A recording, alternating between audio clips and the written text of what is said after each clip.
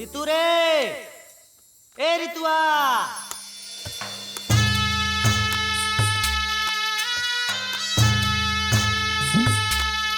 ए ऋतुआ। हाँ बाबूजी।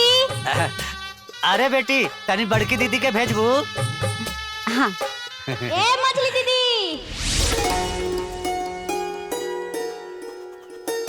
ए मछली दीदी। हाँ रितु। अरे बड़की दीदी के बाबूजी बुलावत तरन। आवा बेटा सब जल्दी आवा लो। बड़की दीदी।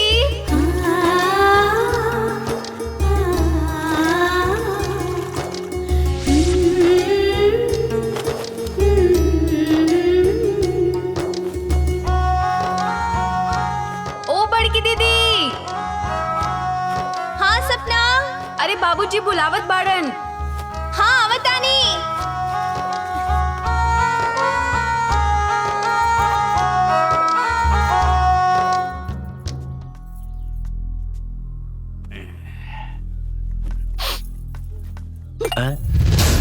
रितु रे रितु, तनी बड़की दीदी के बुलावा हैं? आपन बेटी के इतना प्यार से और हमार बेटी के ये रे ऊ रे आओ रे जो रे, कबो हमरो बेटी के प्यार से बुला लिहल करी। अरे वो तोहरे बेटी है, लेकिन तू तो उससे नफरत करेलू ता आपन कैसे हुई? वो हमार बेटी नहीं खे। काम आई बड़की दीदी के बारे में ऐसा काहे सोचले? देख के ना जरे के चाहिए। तू लोग हमरा पर शासन करे चाहता रू? हाँ? रुका रुका रुका, ऐसा झापड़ मारम ना मुँहे तोड़ हो जाए तू लोगन के। ढेर ही करबू ना, ऐसा मुक्का मारम ना दतवे झड़ जाए तू लोगन, फिर घुरिया डंडा लेके बुढ़िया नियन। तो आवा आके मारा। ए रितु, सपना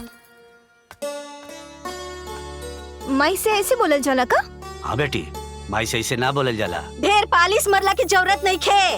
अब तू लोग करला ही बतावा तानी। रुका।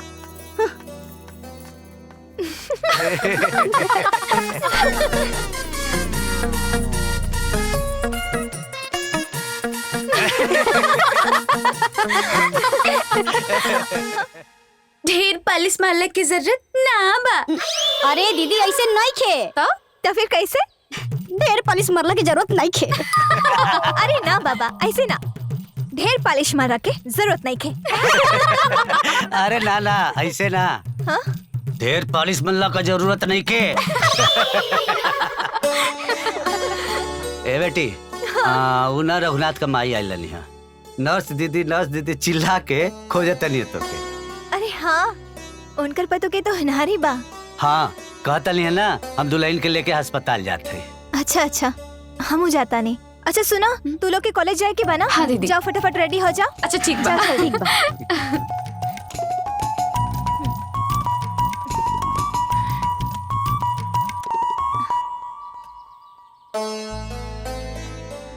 बेटी, तो के बहुत दुख होते ना कि तुहार माई। अरे ना बाबूजी, ऐसन बात नहीं खे। माई ना सिर्फ देखे में सख्त बिया, बाकी अंदर से एकदम नरम बिया। हाँ बतानी बाबूजी।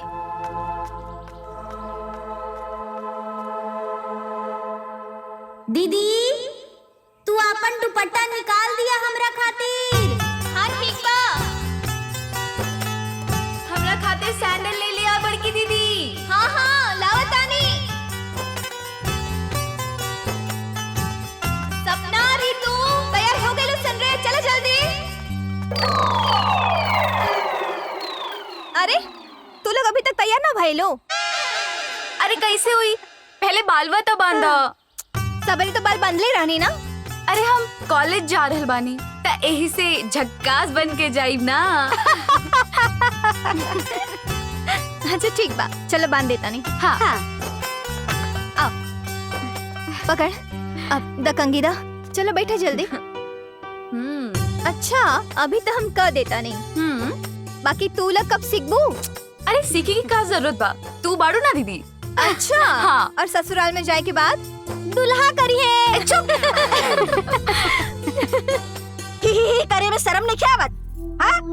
जब देखा तब खी खी खी खी खी खी बस। अब खिकी खिकी करे में भी लज्जाए के पड़ी का माई। जौने थप्पड़ मारब ना मुंहे टेढ़ हो जाई। तोहनी के दूसरा से सामान मांगे में लाज ना आवेला। दोसर के बेटी ही हमार ना। ए माई, ये दोसर कोई थोड़ी हई, ये तो हमनी के बड़की दीदी हई। चुप, जब देखा तब बड़की दीदी। जौन थप्पड़ मारब ना मुंहे टेढ़ हो जाई।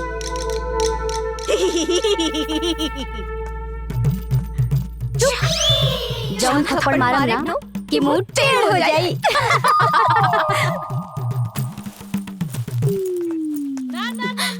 अरे हम अपना नैहर जा हो गए शुरू फिर से बेचारी। हमरा के केहू रोक नहीं खा सकत। अरे रुक जा, कहां जात बाड़ू? अरे तू जब देखा हमरा के छोड़ के भागेलू। केहू नहीं खे जो हमरा के रोक सके। अरे रिंकू तोहरे बिना हम का करब? रुक जा। अरे हम लत्ता हो जाए। इनका क्या सुधारिए ते? हट चल हट बाबू तो दूर हट जो। छोड़ा बाकी ना काजली आके रोक रिंकुआ के ना काम लगता हो जाए रे। भाभी छोड़ दे। एक घर में एक मर्द के संगे एक घर में एक मिनट भी ना रहे। अरे काहे ना रहबी? क्या बात है ये चाची जी? हमार हस्बैंड हमरा के प्यार ना करेले। हमार हस्बैंड हमके दुलार ना करेले। अरे बिहाई के इतना दिन हो गए और तोर प्यारे हेरान बा। अरे चाची जी रउआ जानत नहीं खी। हाय देखी हमारा आईब्रो झूर खानी पड़ल बा। ऐसा बड़ा बाबूनी रउआ देखी हमारा आईब्रो। ए काजल बाबूनी रउआ देखी हमारा आईब्रो। ए छोटू बाबूनी रउआ देखी हमारा। हाँ भाभी, बहुत खराब लगता। हाँ एकदम बकरी की पूंछ नियन। अरे नाना दीदी, एकदम गधा के पूंछ नियर लगता। गधा का पूंछ लगता। हाँ। अरे मारी मत। अरे इनकरा चलते एक घर में एक आंगना में एक ना एक दिन हमार समाधि बनिए जाए। इनकरा चलते हमार दिन पर दिन ब्यूटी घटल जाता। अब ना रहे, अब रहबे ना करे। हट भाभी छोड़ी। अरे भाभी सुन पहले एकरा का आईब्रो बनावे के पैसा दे एकरा के। पैसा दे। देतानी। हाँ भैया, पैसा दे दी ना। निकाला।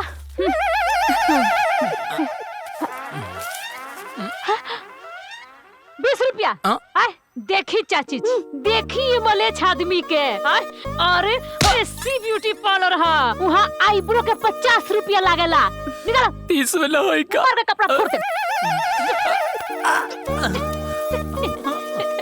अब हम नैहर नहीं जाएंगे, संगे संगे जिंदगी बिताएंगे। ए सैया जी।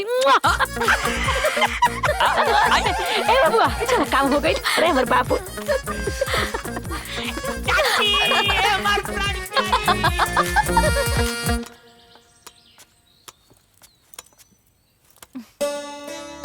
आराम से।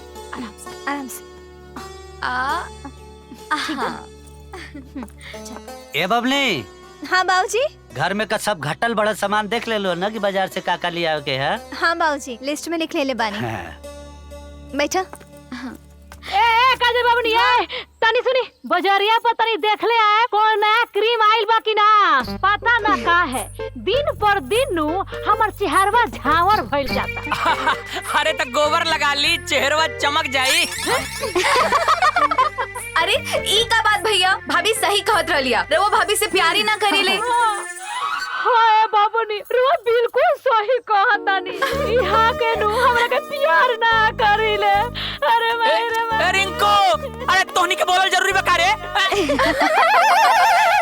तो भैया गोबर से चेहरा चमकावल जरूरी है का?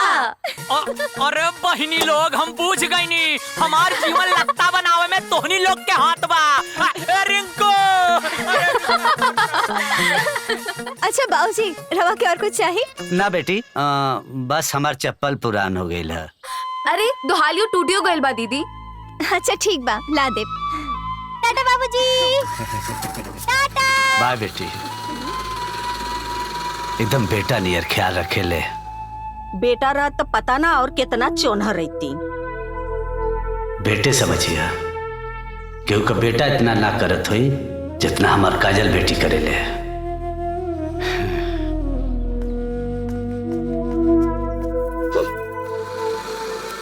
हमारा बाल के चक्कर में आज लेट हो गई नहीं। अच्छा ठीक बा दीदी, कल से ना हुई। चल जा। बाय। हाँ बाय दीदी। बाय। अच्छा से पढ़िया। ठीक बा, बाय। बाय।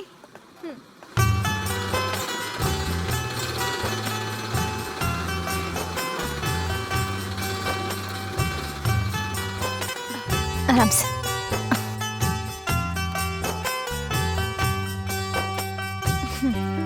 चल ठीक से जाइए तो। हाँ हाँ ठीक, चल।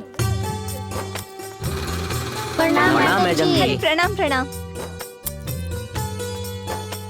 आई दादी, और कैसे हैं? ठीक है बेटा। और तुम कैसी हो? ठीक है। बच्चा अच्छा ठीक है? हाँ, ठीक पेट में है। लात वात मारता है कि नहीं? हाँ मारता है। चलो बहुत अच्छी बात है। और दादी, बोला। घुटने का दर्द कैसा है? ठीक है बेटा। अब बहू के साथ ज्यादा हाथापाई मत करना, नहीं तो और दर्द करेगा। आइए चलिए सब लोग आइए। Hello doctor. प्रणाम मैडम। प्रणाम प्रणाम प्रणाम डॉक्टर। ये सब लोगन के चेक कर ली, हम आवत आनी। जरूर जरूर। ए बबुनी, तू सबके कितना ख्याल रखेलू। भगवान तो क्या आबाद रखो। खुश रह खुश रह। Thank you. अच्छे से चेक करिए। ठीक है ठीक है। क्या प्रॉब्लम है? हैला अपन फीस बांट ला लोग। मार दिखाता रखे। भैया किदा सुना हो, हैं? लइकवा सरकारी नौकरी में बा, बढ़िया घर दुआर गाड़ी घोड़ा सब बा महाराज।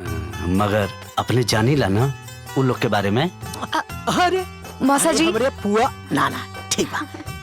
अरे हमरे फुआ के देवर का लइका हा। अच्छा अच्छा, अंदर तक जानी ला। तब तो बहुत बढ़िया। तो मौसा जी, हाँ। तो वो हमारी दीदी की गाड़ी में घुमाइए का? अरे काहे ना घुमाई, हाँ आखिर वो तो नए जमाने का लइका हा। मौसा जी, आप बतावा लड़कियों को बियाह के तो कोनो सपना होई। हाँ? बिल्कुल। ग्रेट परिवार बा। अरे वैसन बड़का घर बिहावे खातिर औकातो तो होके के चाहिए। ए मौसा जी, हमर माई जब बोले लेनू तब जहरे बोले ले। अइहा लगे ऐसा लतियाब ना, मुंहे बंद हो जाए। पक पक पक पक जो चलत रहे। हे महाराज, छोड़ी ओकरा के, ओकरा आदत ऐसा ना। हटी।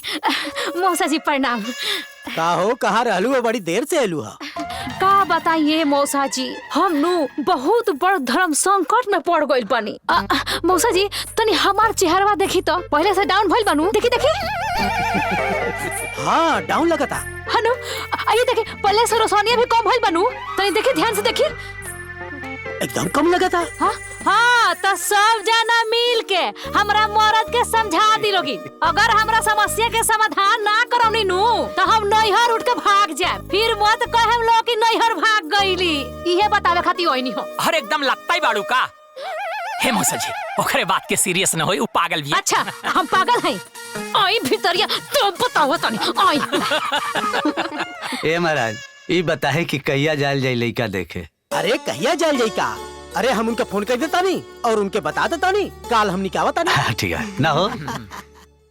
आजा।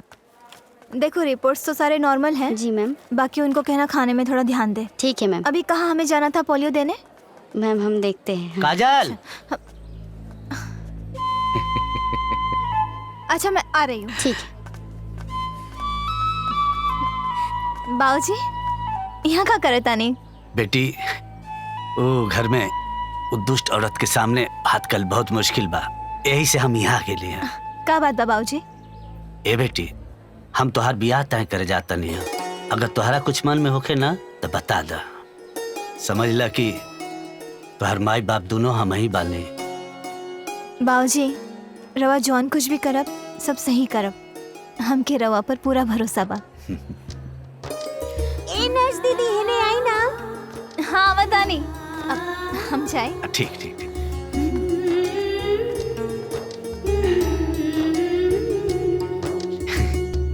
ए बाबू, बियाह के कोनो हड़बड़ी नहीं खे।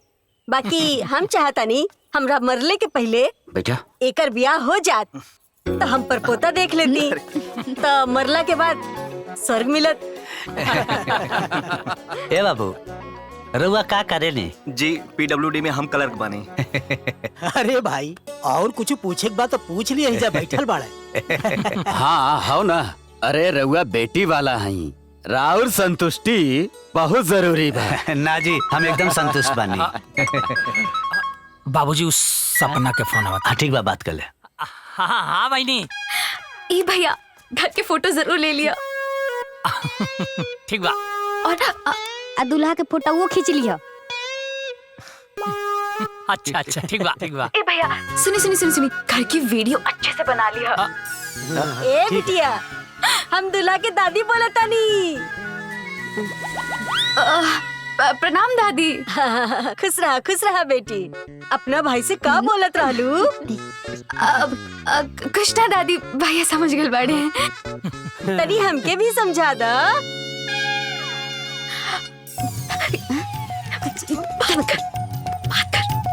दादी, हम बड़की दीदी के छोट बहन बोलतनी रीतू। खुश रहा। दीदी एगो जरूरी काम से चल गईली। अच्छा सुना, हम उनके सब डिमांड पूरी कर दे।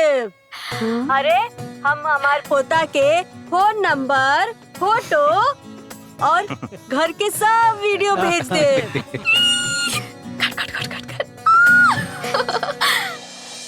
बाप रे, कितना सुंदर घर बा। होयो बढ़िया बा। हाँ ए बड़की दीदी, बहुत बड़कन घर बा।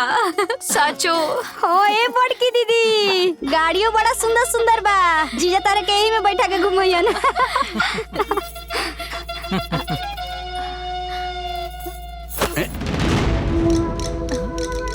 हो देख ये इतना उछले की जरूरत नहीं खे। तू लोगन के बिहार नहीं के होत।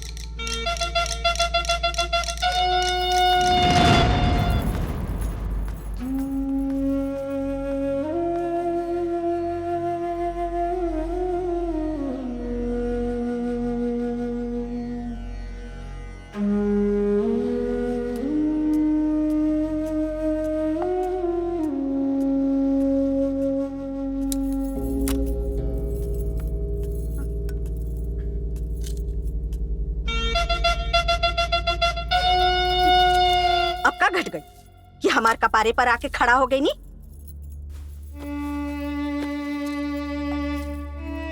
कम से कम ओकरे समानवा त ऐसन जहर मत बोला। ओके कितना बुरा लगल होई। बुरा लागल होई तो लागे दी। उरा और बेटी हियास, हमार ना। सही कहत हो। जब तोहरे खातिर गरे बिया त अपन कहां से लागी। जरूरत तो नहीं खे। हमार दूतू को बेटी बिया, अपन कपारे के बोझा अपन कपारे पर बैठा के रखी।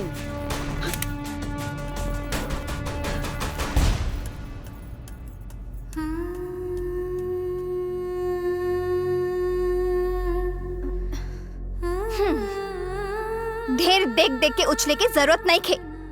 काहे की ओहिजा तोहनी लोग के बिया नहीं खे होत। बुझलो? संभाल के